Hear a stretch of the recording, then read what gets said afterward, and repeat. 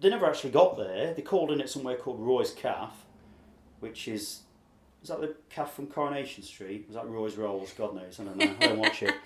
My mum does. It just sounds a bit odd. It's almost like he's playing mind games with them. I don't know. I don't know if he's playing mind games or he's just kind of doing it. He's just making it up as he goes. That's our thing. Is he buying time? Is he playing mind games? What is it all about? I don't know. I mean, what's he pissing around going all the way there and back? I mean, no one wants to go to Sutton either, to be honest. Nothing good has ever happened in Sutton. Well, a bit harsh. It's like anywhere, isn't it?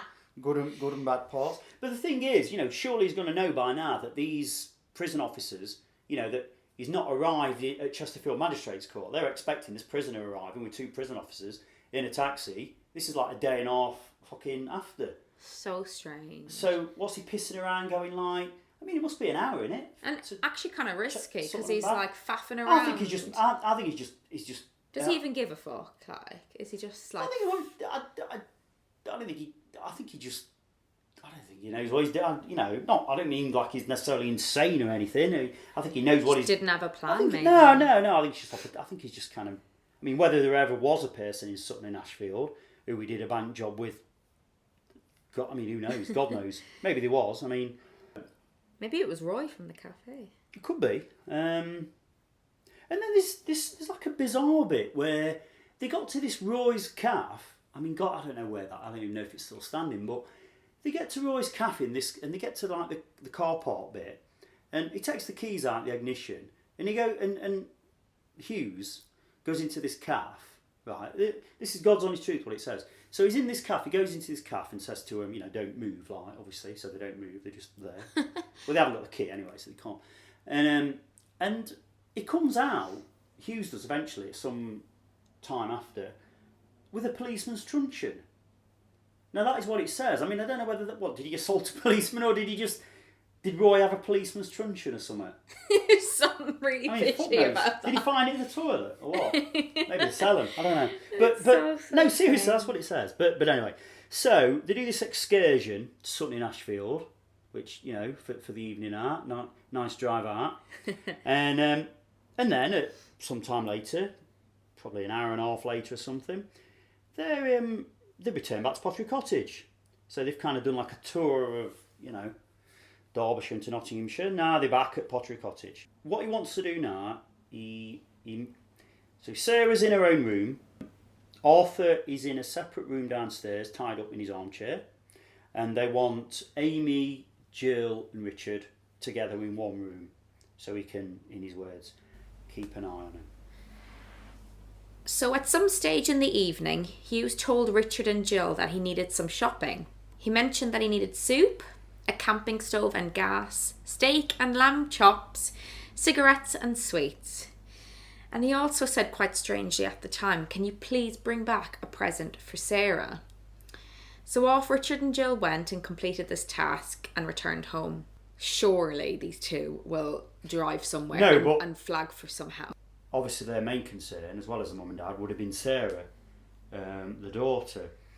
But with Hughes saying, bring something back for Sarah, that's going to kind of, not that he's a good, he's a good chap, he's a good fella, but that, that's sort of... Sarah's okay, she said. Well, yeah, not... And he's thinking of her. Well, yeah, to some degree, yeah. It just strikes me as very bizarre, though. It is, but it's like anything in hindsight, though, isn't it? It's it's always... I mean, when you're in it, are you thinking clearly anyway? I mean, it's just fuck it. You can't... It's madness. Yeah. So they actually brought back an Enid Blyton book for Sarah, and they also brought back the newspaper with Hughes himself on the front page. So I bet they would have, they would have read that on the way back, wouldn't they? And it would have said, and it would have said like, that he stabbed this. Well, they know that, don't they? But stabbed the 2 prison officers, and also probably a bit about in the past and convictions. But all the more reason to seek help while they had the chance. Well, yeah, but then all the more reason to get back to make sure that. No, I know what you're saying. If they could replay this again, I'm sure.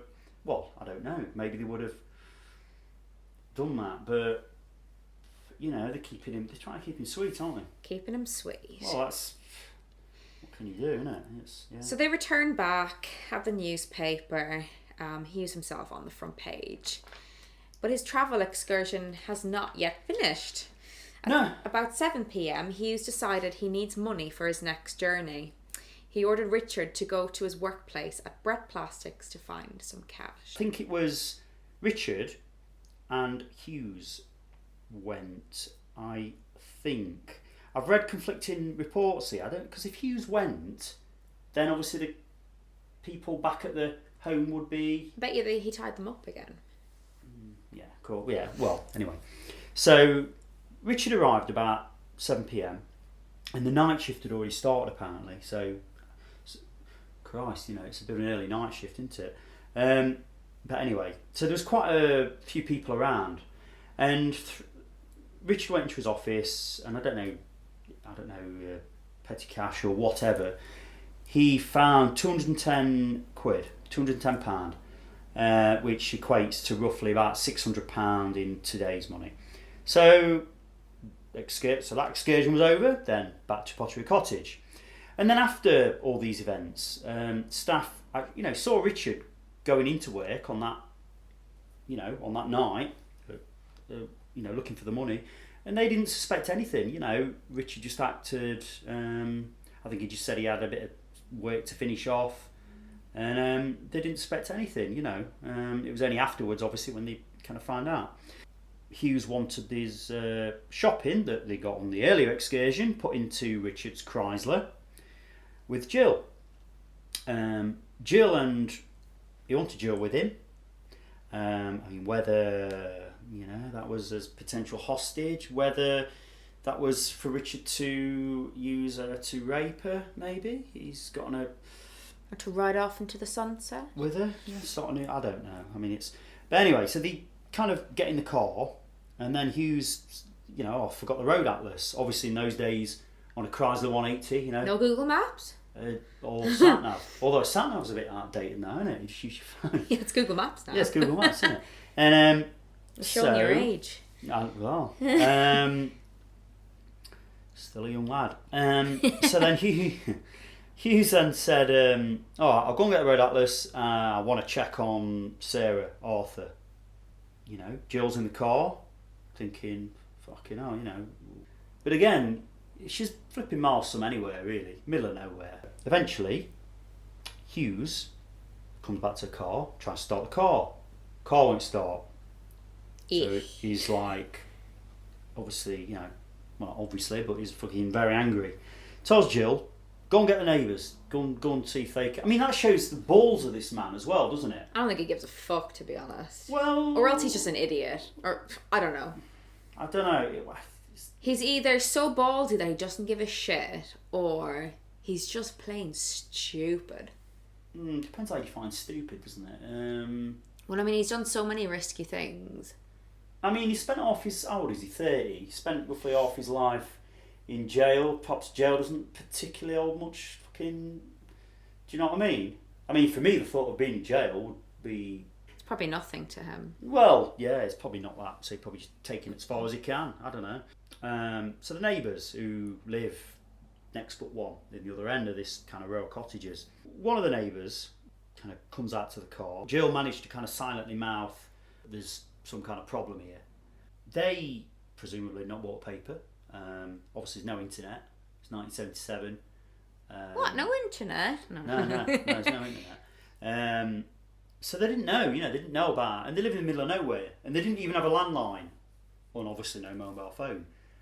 And they live in, it's literally the middle of nowhere, this, where they live in. So they didn't know about that there was a man on the run.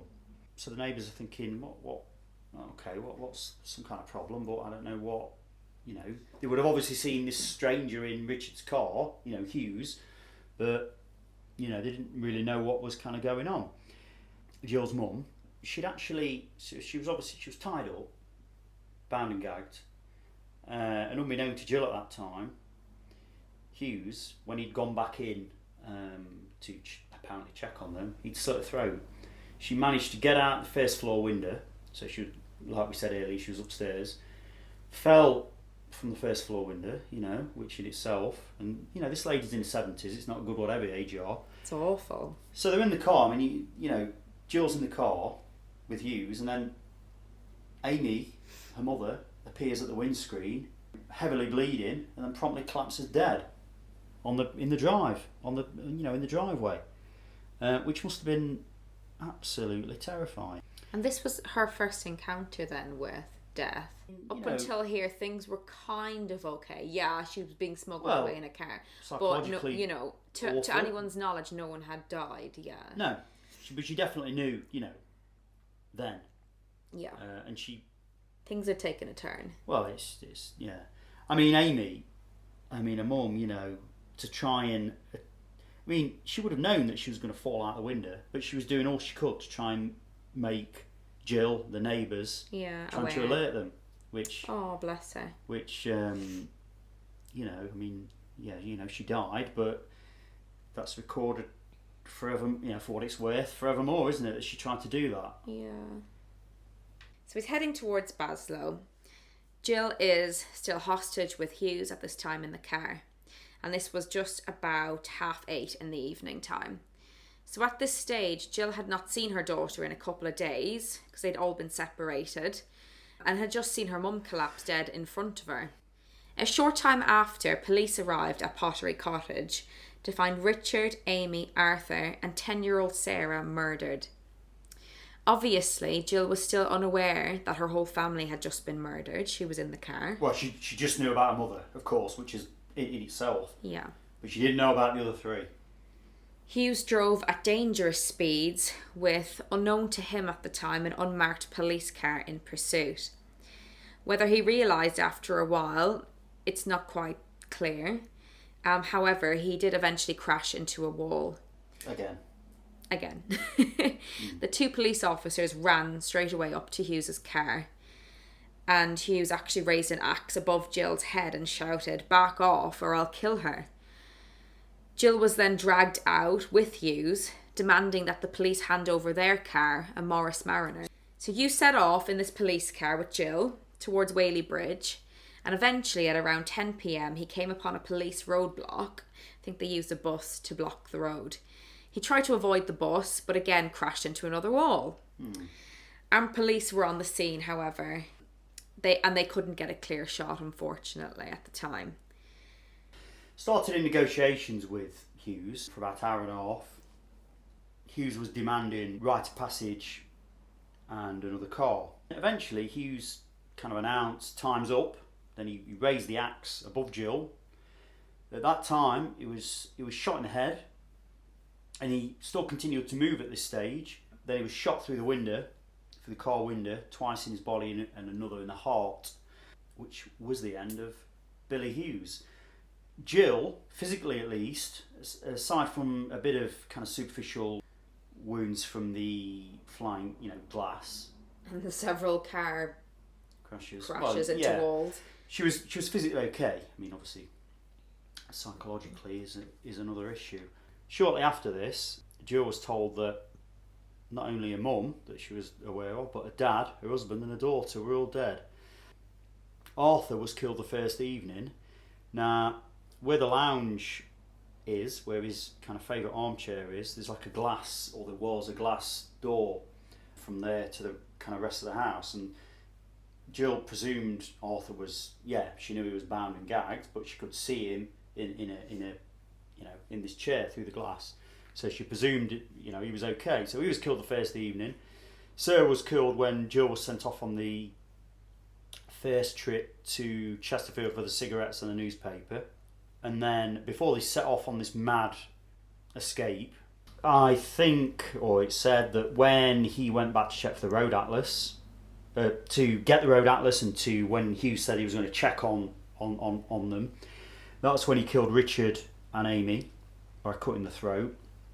And as we already said, Amy, really bravely attempted to give some kind of warning. She'd had a throat cut and she fell out the window, and God knows how, but she managed to get down the drive and get to the car.